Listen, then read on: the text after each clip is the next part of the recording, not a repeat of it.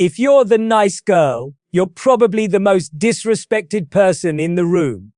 I want you to let that sting for a second, not because it's meant to hurt you, but because it's meant to wake you up. You're the one who listens. You remember birthdays. You reply thoughtfully. You adjust your tone so no one feels uncomfortable. You show up early. You stay late. You smooth things over. And somehow, you're still the one people interrupt. The one whose needs get postponed. The one who's expected to understand again. And the strange part is, you're not angry about it. You're tired. It's not rage you feel when you're driving home or lying in bed at night. It's this quiet heaviness, like you've been carrying something for too long and no one noticed you were holding it. You don't feel unloved. That would almost be easier. You feel invisible. Think about how confusing that is. You do everything right. You're kind. You're accommodating. You're low maintenance. And yet, the respect never quite lands. I remember reading a study on social dynamics that said people don't value what's consistently available. They value what has a cost. And that's when it clicked for me. Because you were never taught to have a cost. You were taught to be easy to love, easy to deal with, easy to keep. So let me ask you something uncomfortable. What if the reason people don't value you isn't because you're too nice, but because somewhere along the way, you learned to abandon yourself before anyone else could? You learned to swallow the no, to soften the truth, to shrink your needs, so the room stayed calm. And it worked at first. You were praised for it, liked for it, needed for it. But over time, that same habit trained people to see you as optional. This video isn't about becoming cold. It's not about being rude-guarded or selfish. It's about becoming ignorable without guilt. It's about remembering who you were before being easy became your survival strategy. I want to give you a frame that monks have used for thousands of years because it explains your exhaustion better than any label ever could. In Buddhist psychology, there's a distinction between the false self and the true self. Not good versus bad. Not strong versus weak. Just one simple difference. The false self survives by pleasing. The true self survives by standing. Think about that for a moment. The false self learns very early, if I'm agreeable, I'm safe. So it watches the room. It reads faces. It adjusts. It becomes incredibly skilled at sensing what others need. Because approval feels like oxygen. The true self doesn't scan the room first. It scans inward. It asks, is this aligned? Before it asks, will this be liked? And here's the line most people miss. So I want you to hear it slowly.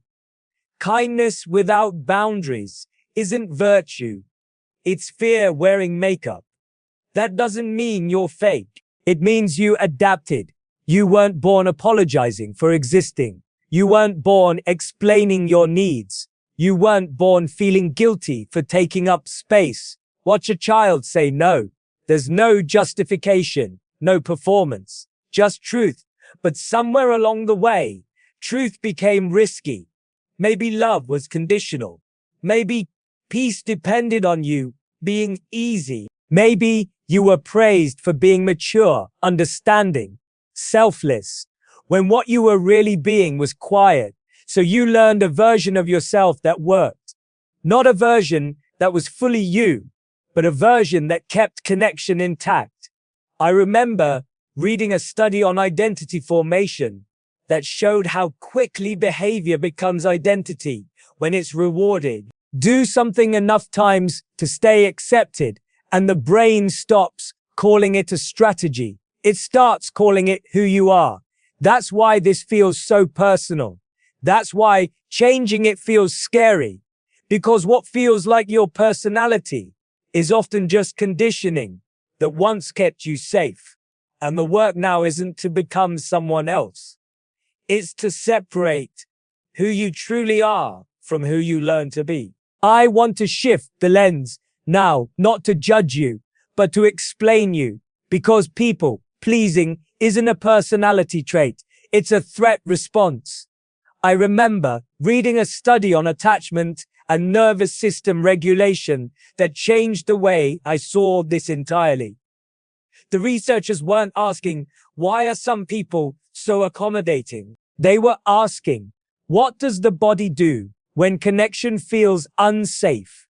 And the answer wasn't weakness, it was adaptation. When your brain learns that closeness can be lost suddenly, it doesn't choose honesty, it chooses survival. So instead of fight or flight, some people develop what psychologists briefly call anxious attachment, or the fawn response. You don't confront, you don't leave, you smooth, you soften, you stay agreeable. And this doesn't happen in your head first. This is why your chest tightens before you say no, even to small things. Why your throat feels like it's closing when you try to ask for what you need. Why your heart speeds up when someone's tone shifts, even slightly. Your nervous system is scanning for danger long before you form a sentence. Think about it this way. If your body learned that saying no once led to withdrawal, tension, or emotional distance, it stores that memory like a warning sign. So now, every boundary feels like a risk, even when the situation is safe. That's also why you replay conversations in the shower, not because you're overthinking, but because your system is trying to repair connection. You're mentally rewriting the moment, searching for where you might have gone wrong, where you might have said too much or not enough. Here's the part no one tells you. Chronic self-silencing doesn't just protect relationships, it reshapes them. When you consistently defer, others unconsciously learn to lead. And when others lead long enough, they stop checking in. Not because they're cruel, but because the dynamic trained them not to. So slowly, subtly, you disappear inside your own life. And the most painful part is this. Your body knows before you do. It knows when you're agreeing against yourself. It knows when you're shrinking. That heaviness you feel afterward, that exhaustion, that quiet resentment, those aren't flaws. They're signals. Your body is telling you the truth long before your mind is ready to hear it. I want to slow this moment down because this is where most people turn the video off. Not because they're bored, but because it's starting to feel too close. You don't need to become someone new. You're not broken. There's nothing missing in you that needs fixing. What you need is to stop performing as someone safe.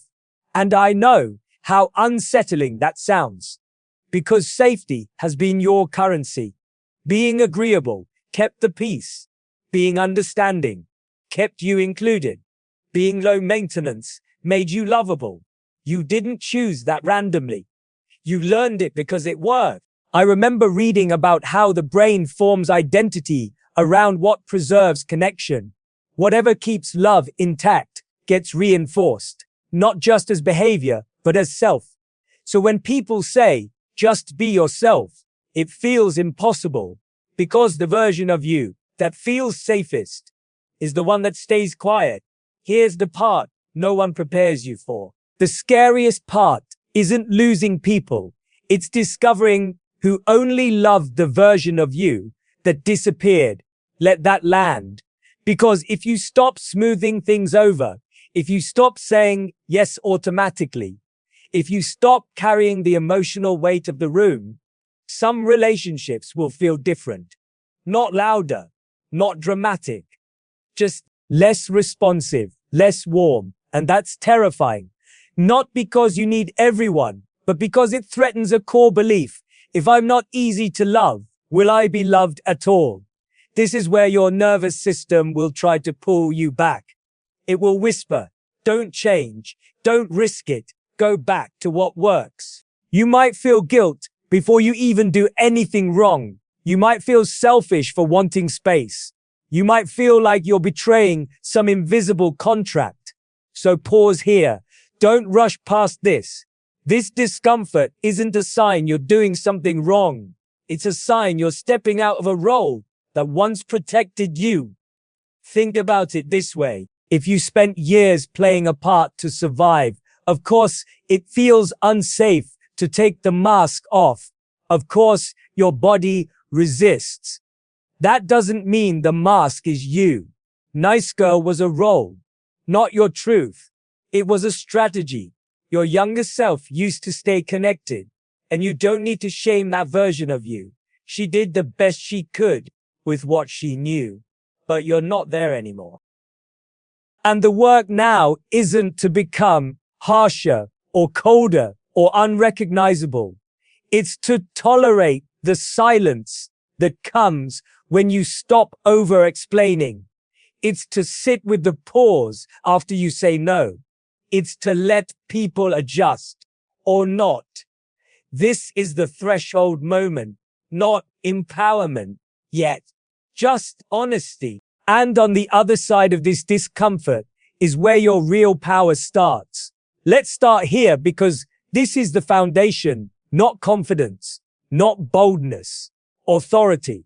Authority doesn't come from being louder. It comes from being settled. And the first shift is learning how to feel solid instead of shaky when you choose yourself. The first change is this: decide, don't explain. I remember reading a study on decision-making and perceived confidence that showed something simple but uncomfortable. The more reasons someone gives for a choice, the less certain they appear, even when the decision is valid. Over-explaining doesn't make people understand you more. It tells them you're unsure. Think about how often you say yes, then immediately justify the no you wanted to say. Or how you say no, but wrap it in apologies, backstory, and emotional cushioning. What you're really doing is asking for permission after the fact.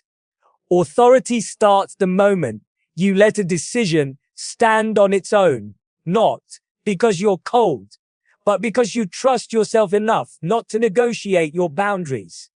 The second change is learning to let discomfort exist. This is where most people cave. Not because the boundary is wrong, but because someone reacts. A sigh, a pause, a slightly different tone, and suddenly your nervous system panics, as if something terrible is about to happen. Here's the truth. Your body needs to learn. Someone else's disappointment is not danger. And emotion can be survived.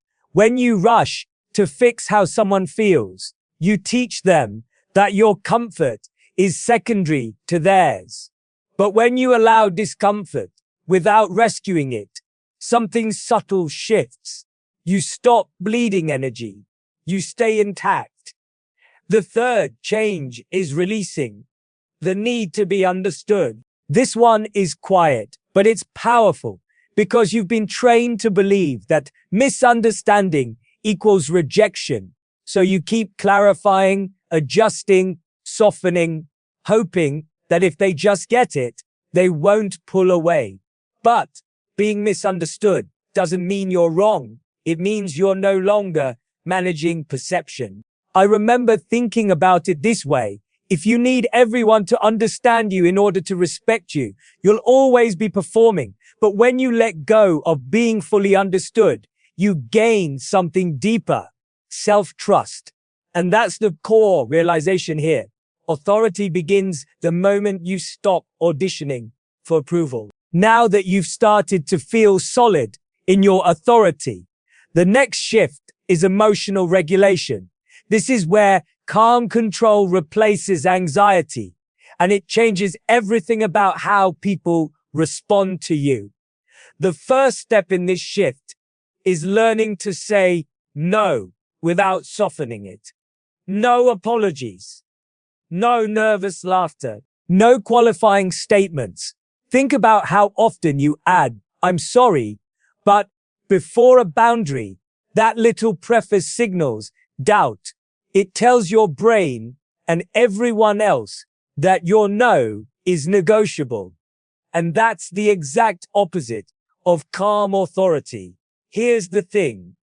Boundaries are strongest when they're clean. Not loud, not aggressive, just unshakable.